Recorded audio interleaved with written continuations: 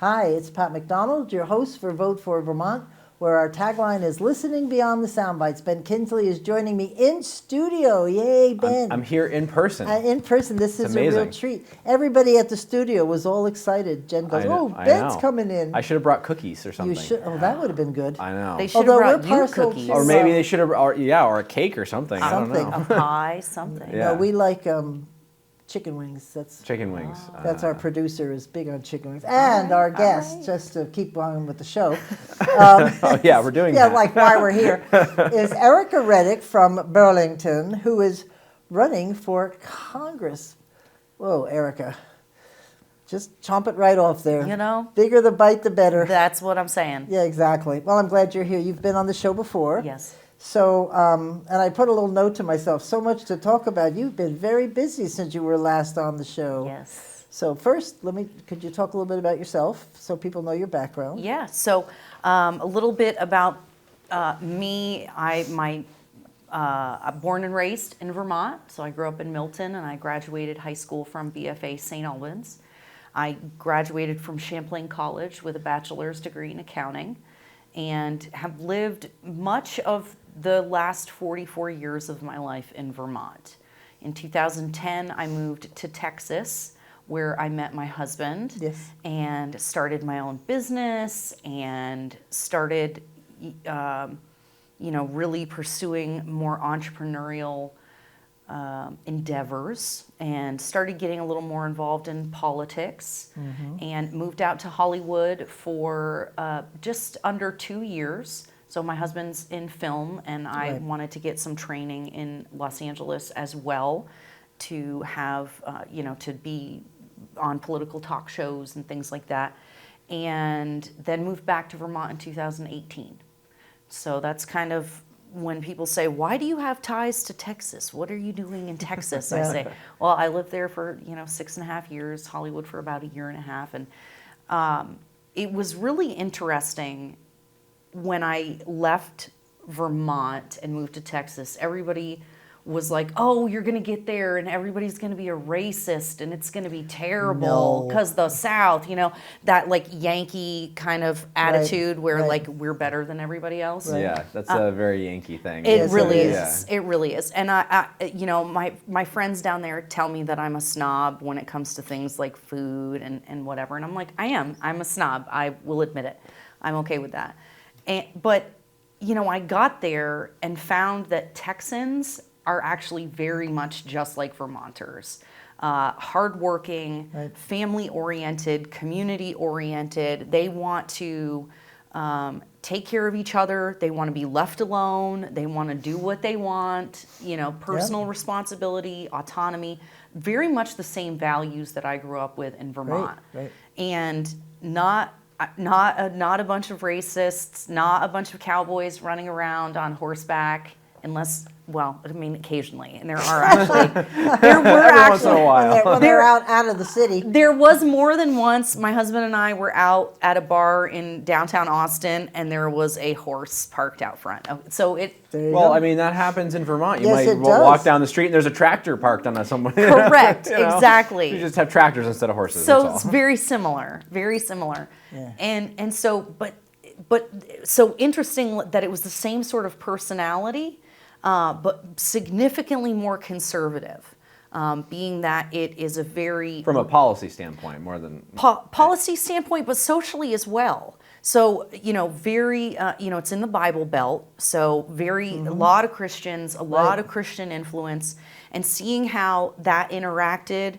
with the community and how people interacted with each other, and it was just like, wow, there's something sort of different here. There's a real sweetness that is different than we have here, and I didn't know what it was at first, but I do think a lot of it has to do with people's faith, and that kind of community orientation. And that does speak to the policy, right? So because they're more religious, the policies and the government is significantly more conservative, which at first I found very off-putting, being from Vermont and growing up a liberal. And, I tell people I had a good liberal Vermont upbringing, right? Which I still have, and I still have a lot of those beliefs. I think everyone should get to, do what they want, make their own choices, have whatever opinions and beliefs that they want, as long as you also then hold conservative values of letting other people have those beliefs too. They get their own beliefs just like you get yours, right? And so it was just interesting to see that interplay. And then moving to California, where it is, it's 25 years ahead of the stuff that we're seeing in Vermont with like the climate stuff and all of these things. Seeing California be, the polar opposite of Texas. Yep. And being like, well, we didn't have rolling blackouts in Texas. We weren't without power for 4 days in Texas. We weren't walking over mentally ill, drug addicted on the people. streets? Oh my God. I mean, there was 50,000 homeless people. When we lived there were 50,000 homeless people in LA County alone. And so there were just, like you see now in Burlington and in Austin, actually, these just tent cities and Skid Row and it's not good. No. They're literally leaving drug addicts and homeless people on the street and saying that's us being merciful, right? We don't want to put them in an institution, we don't want to put them in jail or whatever. So instead we're just going to leave them mentally ill and addicted on the street. And so when I moved back to Vermont in 2018 and saw that Vermont was doing the same things, starting to make those same decisions where Burlington is saying it's okay for people to live on the street and, we're going to pass abortion up until the point of birth and we're going to pass gun restriction in the safest state in the union and, everybody's a racist white supremacist. I just went, what happened? Where am I? Yeah. What? This is very confusing. Right. And so that really just sparked me on this journey into politics and really wanting to defend Vermont values and my upbringing and my neighbors and to say, you guys might not think of yourselves as conservatives here in Vermont. We may not think of ourselves as Republicans or conservatives, but the values that we grew up with are. And if we want a society where everyone gets to identify how they want and have free speech and say what they want and believe what they want, we really have to protect those conservative values that are outlined as rights in our Constitution.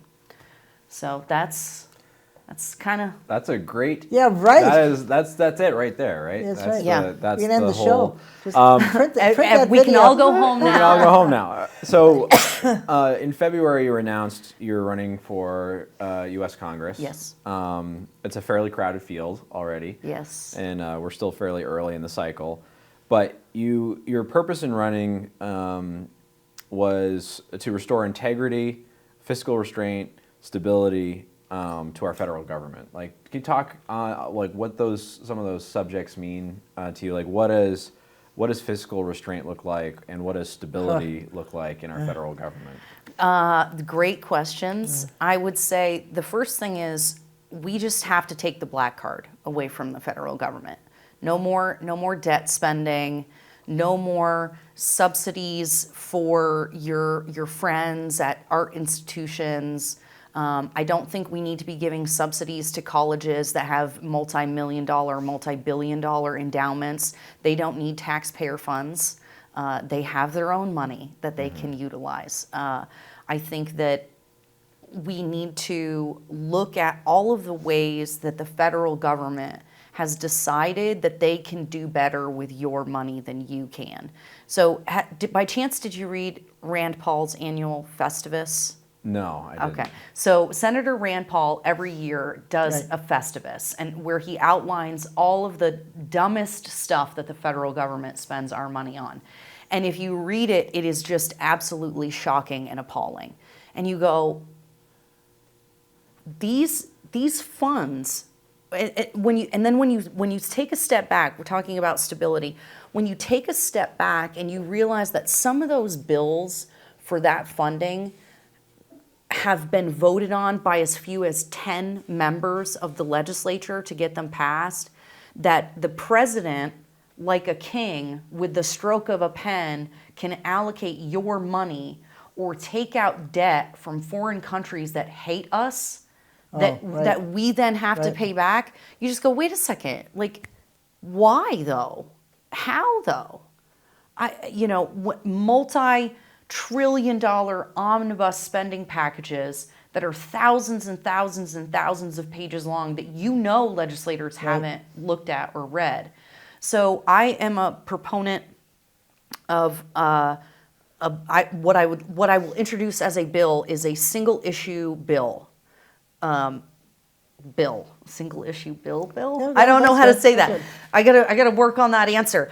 But the idea is that every bill that is passed has one issue. No Christmas tree bills. right? Correct. So So no Christmas tree bills. Well, like infrastructure. The infrastructure bill is a Yeah. great example of this. What? Maybe 30% of it was actually infrastructure, right? Yep. Yes. And that's CNN's number, by the way. It's 30%. Correct. Right. Exactly. And so why is it that you're lumping all of these things together that don't belong?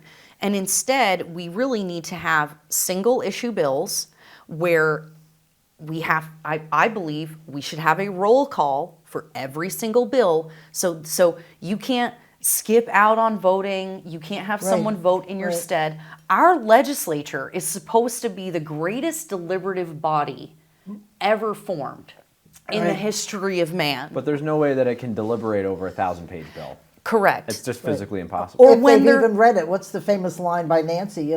Pass it, then you can read it. Correct. Hello. Correct. And we don't even necessarily know how much these bills cost because it's not the legislatures actually Right. creating law. They're just, what is the word? It's a bill that basically obfuscates responsibility to an administrative body. So they didn't really create the law. They said, we've created this law and the Department of Homeland Security is going to figure out what it costs and what is required, or the Department of Education or whatever. That's wrong. I think that our legislators need to be legislators. They need to be the ones writing the bills, not the special interest groups that line their pockets, not the lobbyists, but they themselves and their staffers. And if they say that they don't have time for all of that, well then, I think that tells you that you're probably doing too much. Right. You're doing way too much. Do you know what today's discussion was on the cable? They passed a law right in the beginning of COVID because they didn't know that the guy from Hawaii hasn't been in the legislature for since January because he's allowed to vote from home or send in a substitute. That's not the right word, but send in a proxy. A proxy, yes. And so he hasn't because he doesn't want to fly back and forth. He said because he comes from a multi-age family household and he doesn't want to get anybody sick. Of course, he's a pilot for Hawaiian Airlines, but we won't go into that. But he hasn't been in the House of Representatives since he got elected, Wow. and it's okay, and he can vote. Yeah, I'm not okay with that. I'm definitely think not that's okay gonna with change. that. Anyway. I think that, another piece of the stability, another part of the stability piece is not allowing the Federal Reserve, to make monetary policy. They should not be allowed to print money at their leisure whenever they feel like Right. it.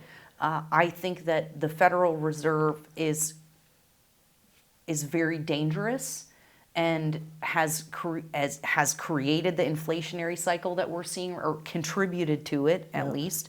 And they're an unelected body of bureaucrats deciding. Right. So That's do you think there's a policy way that you can, you still want to have some flexibility in being able to respond more quickly than a legislative body can respond, right? That's sort of because the the same idea Ukraine as war issue. powers. Right. War powers for Right. the president. Like, you give them a box that they can operate within, and maybe that box is too big today. Like, maybe we can shrink that box. But how do you do that from a policy standpoint, where they still have a little bit of leeway to operate, but not like as big of a box as they have today? Well, I think I disagree with the idea that they should be able to do something without legislative approval. I think that I would like to see every department in the federal government be stymied by processes. I think that they're doing way too much. And I think that their ability to make changes on the fly and quickly actually produces instability in the markets and it produces instability in the economy. So when you say, so what do you think? I'm just curious, because I jokingly put hashtag abolish the Fed in some of my posts, and I'm sure that will make people totally crazy. But like, what would you say should be kept? Like, what should they be able to do and react quickly to? Yeah, also like changing interest rates is something that certainly can be, like if you need an infusion of cash into the economy, or if you need to adapt to something like a recession by changing interest rates. I think history has shown us that legislative bodies can't act fast enough in a lot of those situations to avoid economic damage. So, in a similar fashion to we allow the president to respond in kind with retribution for a military strike. You let the Fed adjust things like interest rates and cash infusions into the economy to avoid or at least blunt a recession. Interesting. Yeah. Interesting concept. I can understand the rationale behind that. I think I'm probably more, I'm not a free market purist by any stretch of the am I? Now you got me really thinking about it, because I think that businesses should be able to fail. I think that the natural ebb and flow of the economy is far too deeply interfered with by the federal government. I don't think we should have subsidies for businesses. I don't think that we should have bailed out the auto manufacturers or the banks. I don't think they should be able to do a cash infusion. I see what you're saying, because the idea is that we want to try to protect things, but I just, whenever the federal government gets involved in things and tries to fix stuff, there's always a natural, what I think is interesting about that, we're talking about trying to avoid economic recession, and there's almost certainly a recession coming. A recessions almost always follow periods of rapid inflation. Right now, we're seeing retail inflation at levels we haven't seen since the 1970s. Oh yeah, and wage inflation. And wage inflation will naturally follow retail price inflation. Right. But we're likely going to see a recession on the tail end of this. That's likely where we're headed. I think caused by the federal government bad economic policy, shutting down businesses, causing unemployment and shortages of labor, because they're forcing people out of jobs because they don't want to get vaccinated, or other things. So there's a whole bunch of factors that are involved in that, and there's a whole bunch of factors that are involved in that, not the least of which are supply chain issues and and the inflation that we've seen just from gas prices in the last couple months. There's a bunch of factors that are in play there, and market reactions to the possibility of global war. There's a lot of pieces that are at play there. But I think that what everyone can sort of agree on is we're likely headed for a recession. We want to keep those tools in play, but I think the question is, looking at the last recession that we had. Okay, if we're going to do bailouts or cash infusions, we need to do a better job of explaining why we're doing that, right? So, if we're saving banks, like we did in the recession from 2008, why are we saving banks? What are we protecting consumers from? Those are FDIC insured funds. If you've got more than $250,000, okay, maybe that's at stake, but the vast majority of consumers have less than $250,000 invested in those banks. So what is the economic harm and who is harmed? And the same thing for the auto manufacturers. It's okay, well, we're doing this because if we don't, we may end up with one auto manufacturer in continental US. It's okay, what does that mean? What is the economic harm to the country? It means that we have to start paying attention as American citizens to see what our federal government is allowing. So it's interesting. Or demanding explanations for what they're doing. Well, I'm an accountant. I'm in the finance world. I know I saw the crash of 2008, 2009 coming. I warned my friends that they should take their money out of the stock market. So And a lot of that is because our government allows for very risky investments that, in my opinion, should have never been made legal. And there are many now that I don't think should be legal. I think that if a company has bad policies and they do a bad job Right, well, of, maybe they shouldn't They should be allowed to fail. they should Yeah, be right. I absolutely, agree with because you on that that. is, why do I have to pay for Chrysler's bad choices? There is absolutely no reason for that. And so the idea that this is one of the things that I think is actually a real problem in our country and in our state, in Vermont, is people want to be removed from the consequences of their decisions. Banks want to be removed from the consequences of their decisions. Stockholders, retirees want to be removed from the consequences of where they're making their investments. When we're talking about 60 million babies being aborted since Roe versus Wade, men and women don't want to be responsible for their choice to have sex. People don't want to be held responsible for what happens when they're drug addicts and alcoholics. And so this idea that somehow we all should make ourselves and everyone else financially and emotionally responsible for other people's bad decisions, I just think is wrong. Well, Right, we have I agree. there's a term for what you're talking about, corporate welfare, right? And if we are providing a social safety net for corporations, is that a good use of taxpayer funds? And if there's a justified reason for doing it, like a whole bunch of Americans are going to lose their homes. Well, okay, show us the numbers behind that. Can we spend X amount of dollars and save X amount of mortgages? Like show us those numbers, because I don't think that was well explained. I think that those banks should have been made to do restitution for the people that they gave predatory loans to. I don't think I should have been made to pay for it. Right. Yeah. So I hear what you're saying, and nobody wants to be the one to be harsh about it, but because those banks are not punished for their bad behavior, they get to keep doing it. So here's a question that's interesting. So there's a philosophical difference in what we did in 2008, where we gave checks essentially to corporations. Some of them were loans, like GM got a loan, they eventually paid it back. Whatever. I have less of an issue with that. But straight up, like bailing out corporations that are giving golden parachutes to CEOs and executives, that doesn't sit well with anybody, I think. Yeah.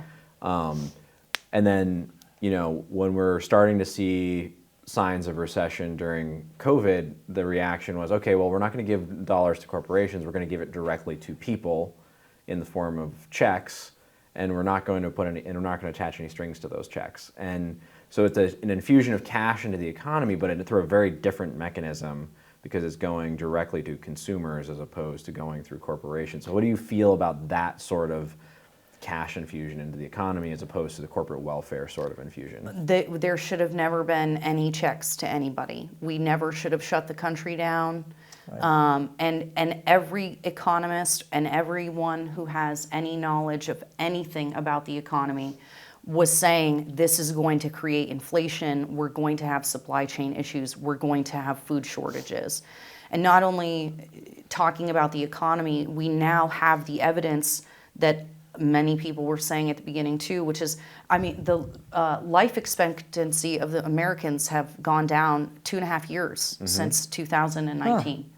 Okay, so our life expectancy has gone down not because of COVID, but because of deaths of despair, suicide, Yeah, right. overdoses, our drug abuse and our Yeah. drug addiction is through the roof. And so I think that what we see over and over again is the more the federal government decides that it knows better what to do than the average American, they continue to harm us. So the federal government has, in my opinion, not done a good job through the pandemic. They've harmed people more than they've hurt people, and there's absolutely no evidence that their handling of this was good for America in any kind of a way. It created record inflation, which we may see a record recession as a result of. So again, every decision that they made has led us and created the circumstances we're in now. And if they try to blame it on something else, then they're just lying to the And American the states people. that have pushed back are succeeding. They're doing great, Correct. as opposed to others who are not. And so now those places that did not punish their people, states that didn't say, well, you're not essential, your job is not essential, we've decided you don't get to take care of your family, you are not worthy, you are not one of the specials that's allowed to go out and do your job. And then the people who had gone out and done their job in high risk situations, doctors, nurses, police officers, retail workers, were then told, if you don't take this vaccine, this experimental drug, you've lost your job. then you're going to lose your job, which creates supply chain shortages even more, which creates even more labor shortages, which creates wage inflation. So you have a glut of services. You have all this money chasing too few services, and every small business. I'm a small business consultant. I have over 30 clients that I work with that I do bookkeeping for on a monthly basis, and even more that we do consulting for. And all of them are having a hard time getting employees. All of them are struggling to provide even close to the same level of service that they used to. And all of that, all of the problems we are seeing are not because of COVID. It is because of the government's response to COVID. It's the federal government and the state of Vermont saying you're too dim to take care of yourself. We can do it for you. Right. And oh, by the way, if you overdose on drugs or die from suicide, that's better than getting COVID. So, well, I know when you were saying hold them accountable, I think we are so far down the rabbit hole. You can try to hold them accountable, but good luck. I don't know what it's going to take to turn it around.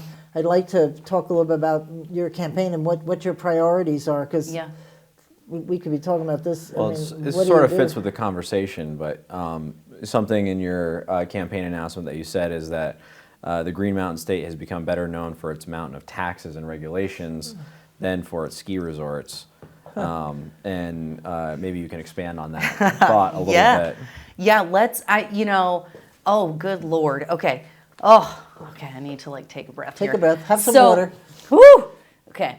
Let's start with the fact that the property tax reassessment, my property taxes went up $4,000 last Where year. do you get your school taxes this year? Oh, yeah, and you're looking at, $100 The million pupil- budget, right. Highest per pupil rate in the country, I think, except New York, maybe. And we're poor. What are you guys talking about? It's so crazy that now they're talking about over a $200 million bond for the new Burlington High School. Oh, I know, right. Good Lord, that puts us over our borrowing limit. That means it's going to drop our bond rating, which means the interest rate is going to go up. Yeah, I mean, it's just people that are elected to office currently here just cannot do math. Or they're all so rich that they do not suffer the consequences of the decisions that they're making. So you've got, as an example, excuse me, have you guys talked to Matt Cota recently? Not recently, but he's been on the show several times. Oh, good Lord. Okay, so I heard him speak at the Castleton GOP breakfast a few weeks ago. And so basically this climate council that we have, right? So they weren't able to pass the carbon tax. So what they've done instead is they've created the clean heat standard. Okay? Now here's how the clean heat standard works. And who are they? This unelected set of 23 Oh, yes, bureaucrats right. That's deciding our fate, right? So this climate council has the Vermont Climate Council. First of all, they passed a law that says if we don't reduce our carbon emissions 40% by 2030, people inside of Vermont and people outside of Vermont can sue us. They can sue us for not meeting our own standard. Right. Okay, let's start with that.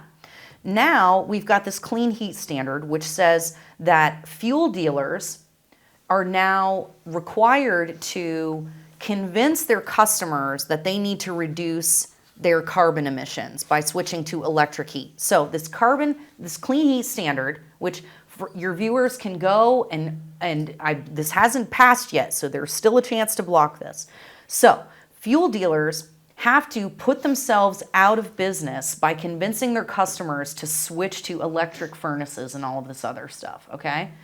And then if by a couple of years, it's not very far down the road, if by a couple of years they have not convinced their customers to reduce their carbon emissions, they will then be taxed or they will be assessed a fine where that energy council will then use that money to convince their customers to switch to electric everything. And I said, Yeah, so this is paid for by the electric companies, right? probably. I don't think, honestly, I don't know what, a bunch of the people on the climate council are people who own solar panel companies and electric utilities. Yeah, exactly. Yeah. I don't even know. Again, I look at some of this stuff and I'm like, how is this even legal? Like how, like, And they've been talking about, they formed this group a couple of years ago. This Yeah. isn't brand new this year. No. I think they haven't quite passed what they want to pass yet. Because Matt Cota, who is head of the Fuel Dealers Association, and has been living in fuel forever because his mom and dad started Cota Fuel Dealers down in Bennington, Brattleboro, somewhere. Okay. But anyway, it's his life is fuel, so he knows Yeah. what he's talking about. And they've been dealing with that for a couple of years now. yeah, it's absolute nonsense. Yeah. It is arbitrary in a state where it's winter 9 months out of the year. Yeah. And then you have Burlington with this outdated McNeil power plant that we could build a brand new natural gas power plant on a fraction of the footprint for maybe 10 or 20 million dollars, maybe, I don't even know if it would be that much, put this special mechanism that my neighbor Al Davis, who's a freaking rocket scientist, literally, he created this mechanism that makes it so it like recaptures the heat and burns hotter and whatever. I'm not a physicist. I do not understand he tries to explain it to me. I catch some of it. But anyway, and for a fraction of the cost, for a fraction of the natural gas, and instead we're burning wood chips, Yeah. which spew pollutants into the air, but because it's renewable, it's net It's zero. okay, right? Yeah. And Yeah. then you've got problems with deforestation. Like, do you realize now that creates problems with deforestation? Like, Particulate pollution. Yep. All that sort of stuff. Yeah. environmentalists will tell you that it's awful, that it's not good, that even they would rather see people burning fossil fuels but just reducing their consumption than burning wood chips. And yet, Well, wasn't last year, or are they still doing it this year, that there's going to be a lot of restrictions on good old wood-burning fireplaces in your home? Oh, yeah, that's the other thing. So for those of you who are thinking, oh, that's okay, we burn wood, stay tuned. Well, the reason that Burlington does that is because they can say it's 100% renewable, Right. not So they sound 100% carbon free. It's not Right. carbon zero, but they're 100% Right. renewable. yes. Yeah, and you have to have a Exactly. certain wood-burning fireplace to use. Because I'm thinking, at some point they were talking about coming and saying, oh, sorry, yours is too old, yours is whatever, so. I mean, That was last year's discussion. that just, and here's the thing, and there's no capacity to make up for the electricity use. We don't produce enough power. No. No, we So- have to go No, buy no, it yeah, we have from to buy it. somewhere. From Canada. Yeah. Their plan is to buy more from Hydro-Quebec, which my understanding produces methane. It does. Which is a greenhouse gas. Yeah. So like when they have to apparently the way that this ends up working is because they've dammed up all these rivers there. They have Right. reservoirs. When they produce more power, they have to drain the reservoirs further in the summer, which produces methane when you drain them further. Apparently, is how this works because you're revealing more shoreline. Yep. Yeah. And revealing that shoreline agitates more carbon into Right. the atmosphere. So apparently, hydro is not carbon neutral. Surprise. So this is why I say everything that is wrong is the government's fault. I should have brought a copy for both of you guys. Benjamin and I wrote a book. My husband I Benjamin wanted and to ask you about that. Yes, we wrote a book. It's called Reasons to Trust the Government. Okay? Was it 2 pages, maybe? It is blank. Oh, funny. Yes, I'm giving away the game, but that is really what it is. And the reason is, Nice cover, though, right? It is. It's got a beautiful cover. Okay, we actually hired an artist to help kind of create our vision. We wanted it to be really beautiful so that people would leave it on their coffee table and spark conversations with their guests and things like that. You can also use it as a notebook. It makes a really good notebook. But the reason that we wrote it was because it was inspired during the pandemic. because we saw what was happening and how people were being harmed. And I think I said something to Benjamin like, gosh, what has the government even done that's good? You know, everything that's been bad in history has been the government. If you think about it, whether it's redlining, slavery, Tuskegee experiments, like you look at all this stuff, especially that's been done to black people in this country, it was all government sanctioned by the government, for the government. Right. And you just go, what? Maybe these people have too much power and too much control over our lives. And maybe we should do something about that.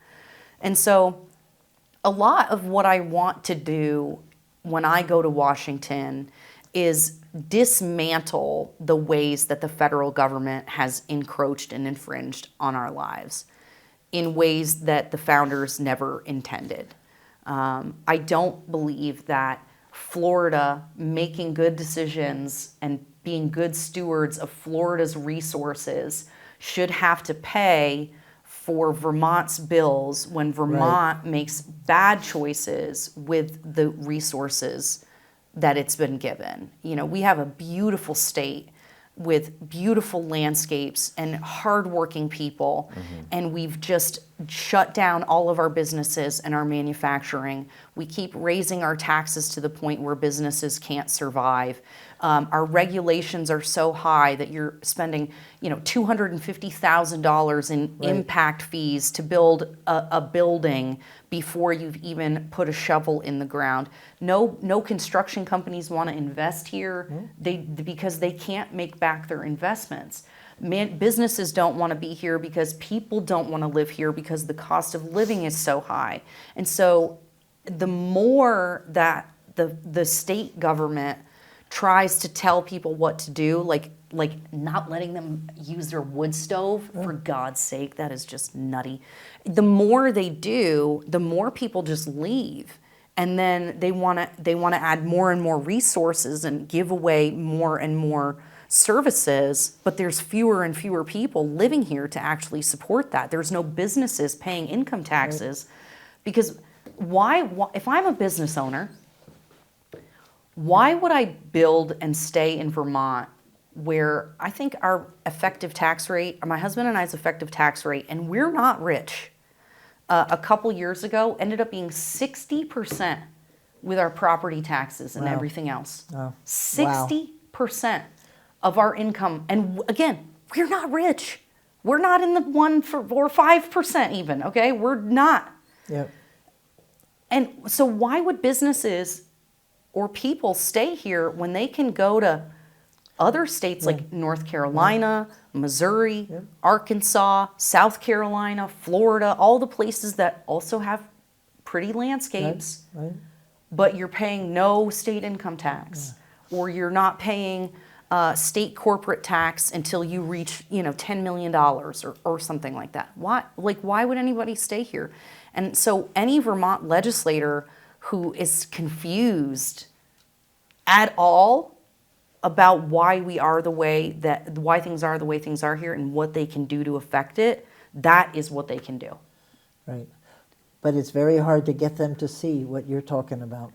You can talk to your blue in the face and they just right over their heads. Well, it scares the heck out of me listening to them on the floor of the House or at a committee meetings. And I was telling Ben, because we've been monitoring a lot of the committees, and I'm at home sort of yelling to myself going, what?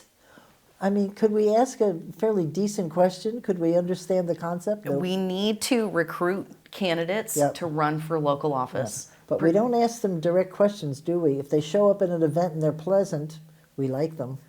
It is crazy to me. I remember going to a Molly Gray event a couple of years ago when she was running for lieutenant governor, and I was like, I've never heard someone not answer a question. She's excellent at that. Yes, she is. So well.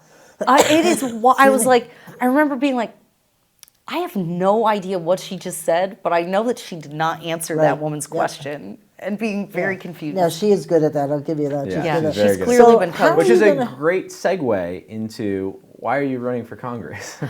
Great question. Great question. Because we need someone to. You know, to be perfectly honest with you, I wasn't going to run for anything this year. After the 2020 campaign, I was content to just continue to make content, be a resource for, like, Campaign for Vermont, Right. be a resource where candidates can come talk about what they have going on. You know, my podcast, Generally Irritable, every Sunday at 7 p.m. we go live with a guest from usually somewhere around the state talking about issues that affect Vermont, Yeah. issues that affect Burlington or the nation. And I was like, I'm just gonna make funny videos. You know, I'm gonna be a culture warrior, and I'm gonna create a space for people to get the word out. And you know, and then this last year, things just got so much worse. Yeah. You know, you look at what the administration is doing, the Biden administration. You look at what the Congress is doing, and you're going, Really? what are you doing? Right. What are you doing?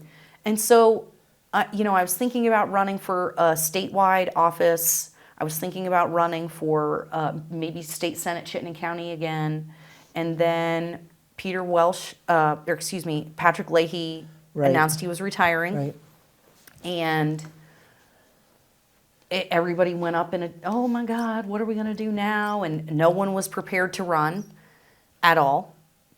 And I talked to some people, because I had been trying to convince the GOP. I've told them we can win these seats. Right. We can absolutely win these seats. We just have to have good candidates and some organization, and it's absolutely possible. 50% of Vermonters don't vote, and I can guarantee you at least 35% so that'd be like 85% of the 50% are people who would vote for us if they knew that they had candidates to vote for and people that they trusted to be truthful in their message. If it's somebody who's clearly fake and inauthentic, it's not going to work. And everybody told me I was crazy. And then Leahy announced he was retiring, and everybody's like, what are we going to do? And then it was like, oh my God, it's going to be the year of the woman. We haven't elected a woman.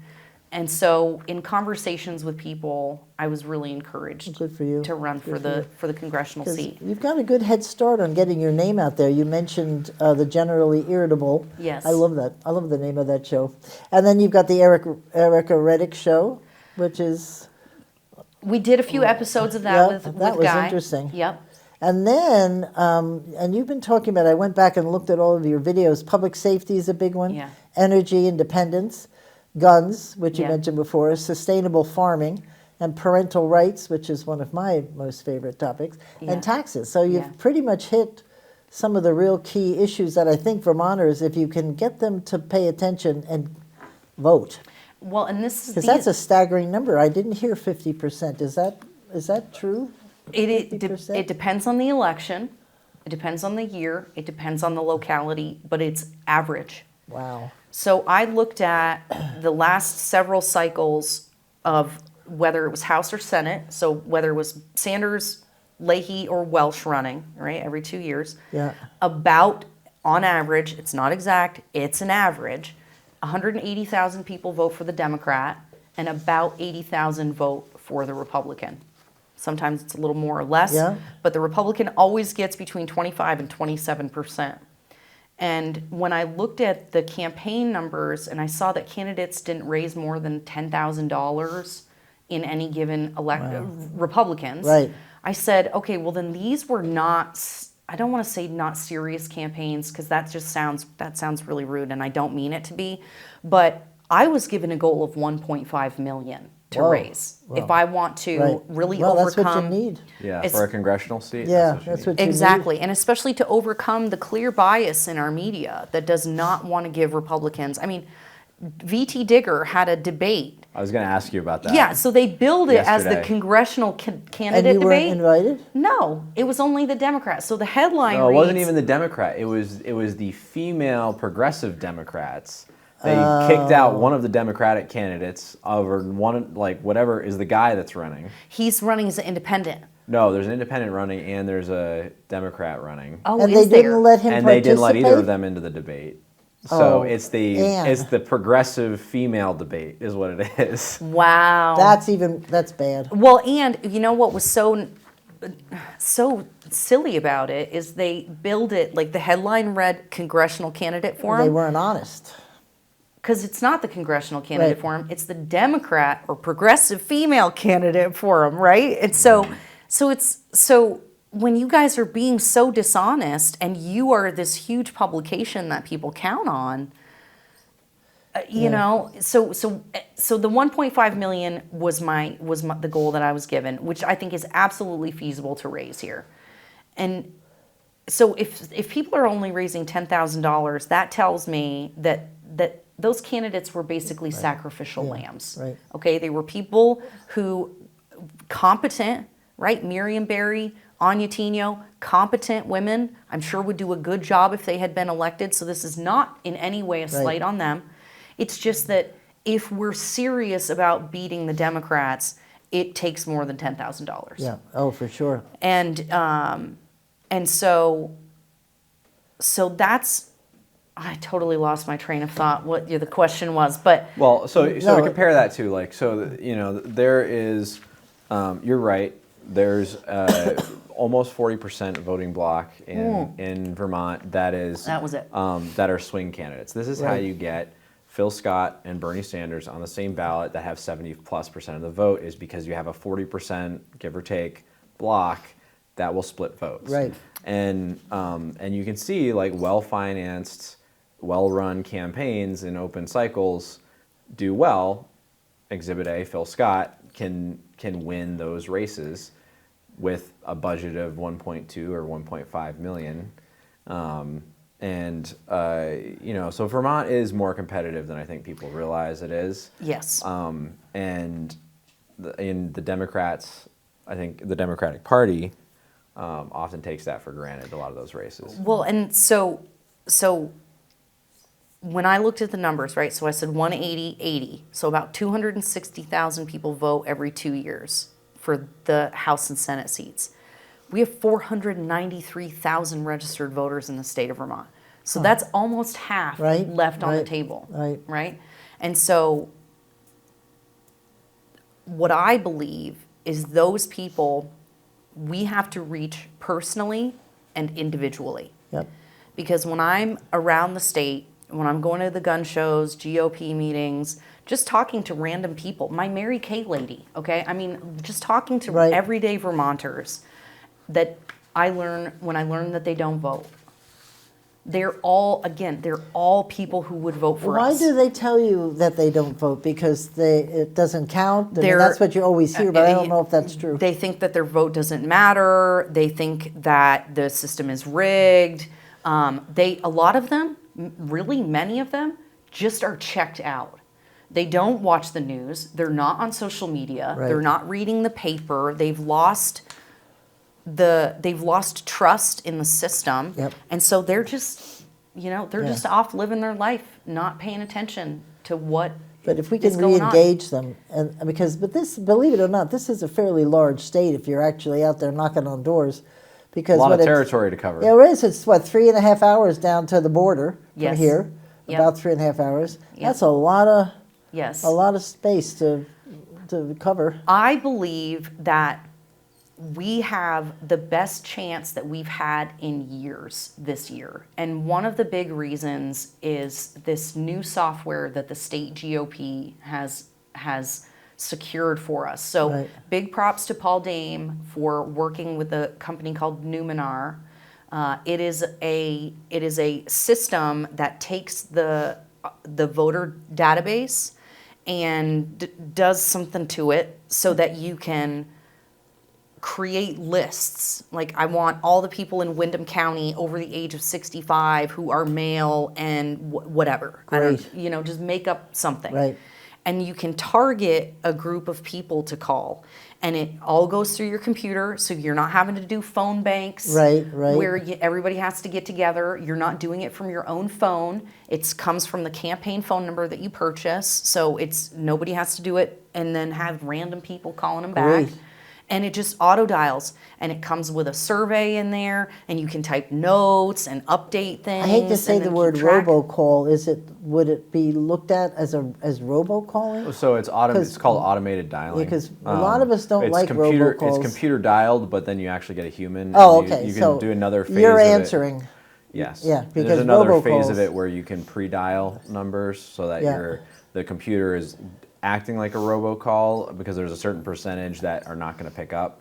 Like you're going to get maybe a 30% Right. hit rate. So you have enough capacity in your call center, your virtual call center, that when someone picks up, it routes that call to someone who's waiting. Cool. Interesting. So that is not exactly how it works. Well, that's not how Numenar works. There's other softwares that work that way. Yeah, so that is because this, you can stay on long enough that you can leave a voicemail and actually Great. chat with the people and then give them a number to call Yeah, back. so Numenar is just auto dialing. Correct, Yeah. yes. And I believe he got it for free. Whoa, somehow. thank you, Paul. Yeah, so it was used, I believe the Youngkin campaign was their beta Oh, no kidding. test.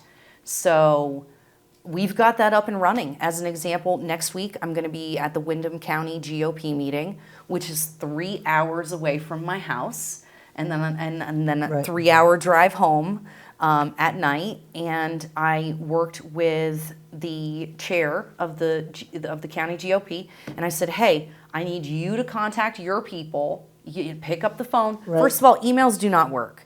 People, if you pick up a phone and call someone and ask them for Yeah. help, whether it's for money Yeah. or to volunteer, They'll respond. They'll respond. But if they get that group email, nobody responds.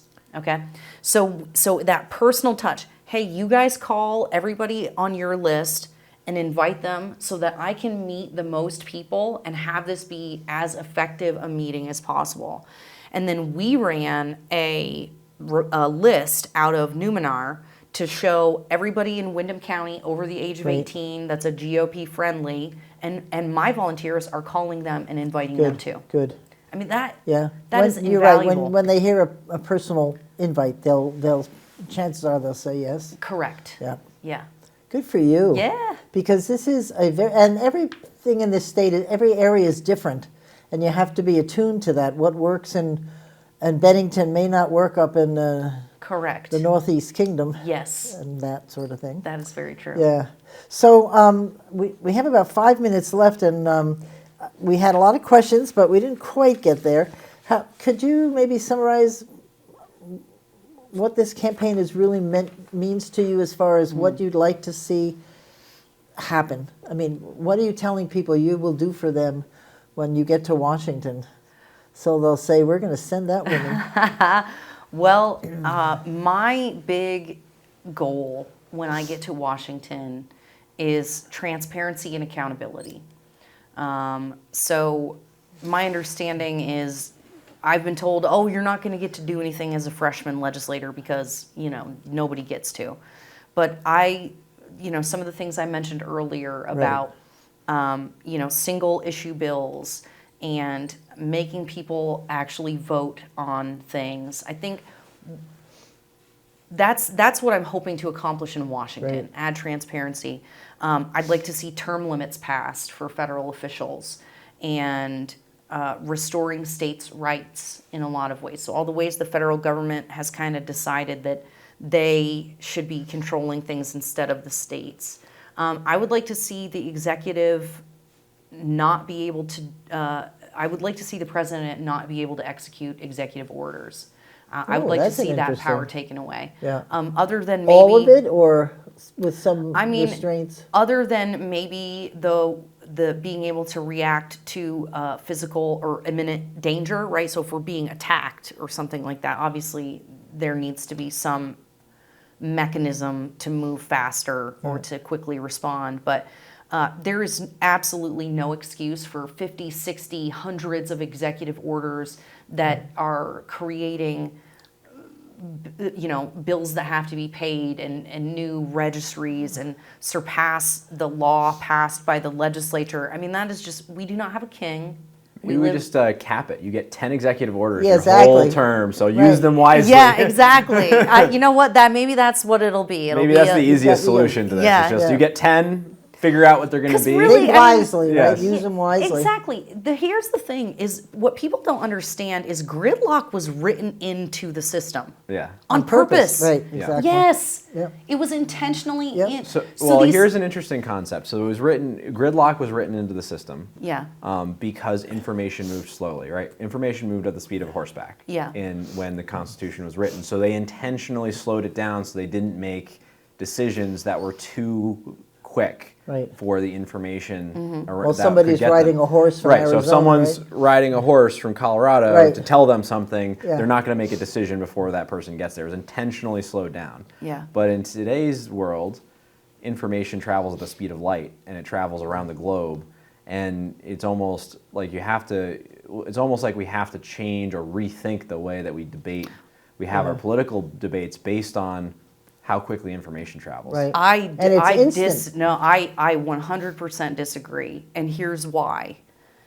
The fact that information moves even quicker now means that it's even more likely that a mob can form and create some nonsense. And so when we look at why it wasn't just slowed down because somebody had to ride horseback across the country. It was to make sure that how did he say it in the Federalist Papers? The whims of the minority don't basically take over and create law. So the idea The was... whims of the majority don't take over and create law. I mean, even a minority can do that, the way that things are now in our federal government. When only 15 people are voting on a bill, I mean... Yeah, that one surprised me. I was going to wait for after the show to find out how that works, because I think legally that can't happen, can it? You would think It can't, not. it can't be, those of you Until- who show up get to vote and that's it. Unless you're Nancy Pelosi and you call the vote at 2 o'clock in the morning and you call your people in and they knew about it and nobody Yeah. else did. So the ability for people to create a mob and be absolutely hysterical is even worse now. And we see when the media lies to us and they run with a story that is absolutely salacious and crazy, only to find out 5 minutes later that it's not true, Right. but they never actually Too late. really published the retraction. Yep. It's even more dangerous now if we make quick decisions because the information is not being filtered in a way where we're actually getting accurate information. so maybe we need a Okay, better filter. Yeah, I'm going to put you on the spot. You've got 35 minutes. Why should we vote for you for Congress? Because I'm awesome. Sorry. That's No, all right. in all sincerity, the reason you should vote for me is because I have good critical thinking skills. I've actually been through some of the struggles that we're facing, whether it's personally or professionally. I've been through it. I've helped my clients get through it. I have, experienced much deeper than most people, and it's all reasons that normally turn people into a Democrat, but have actually led me to conservatism. And so, I just will always think very deeply before I make a decision. I will seek out experts on both sides of any issue to explain things and make sure that I'm making the best possible decision for the American people. Good job. Thank you very much, Erika Redic. Thank you for tuning in. Thank you, Ben, for coming to the studio. What fun. Yes. We will see you next week, and in the meantime, keep listening beyond the sound bites.